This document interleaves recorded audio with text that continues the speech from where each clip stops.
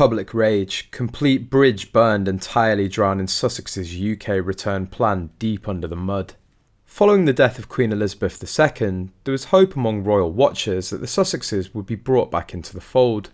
We can probably assume we'll be seeing more of the Duke and Duchess of Sussex in England in the coming months, especially at King Charles III's coronation in May. With the passing of the Queen, there's no doubt that family dynamics have changed, and I'm sure Harry's father King Charles would want him at his upcoming coronation at least. Of course there's still filial love there, but Maxian also believes that disagreements will be inevitable between members of the family. Harry's return could cause a lot of turmoil in the family, but his bond with Meghan could strengthen in a possible us against the world fashion, which always leads to more exclusion and battle. But with the reckless release of the series, a deal reportedly worth a staggering $100 million, it could end all chance of rapprochement. The content of the project is unknown, however the royal family is likely on tenterhooks of the docuseries.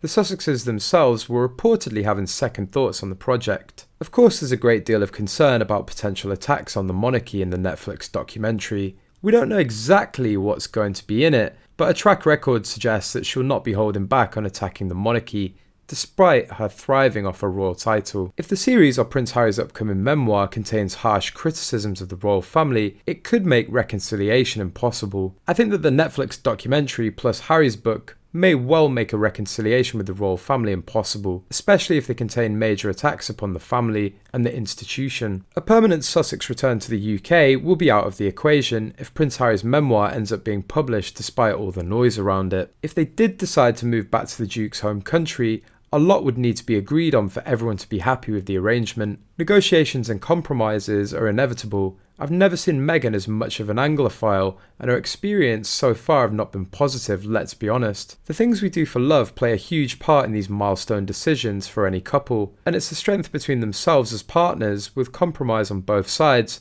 and being clear on each other's wants and needs that's necessary for a solid start. Meghan Markle recently sat down for an interview with Variety magazine, in which she talked about the death of Queen Elizabeth II, her and Prince Harry's lives in Montecito, and their hopes for the future. The Duchess of Sussex told, "In big moments in life you get a lot of perspective.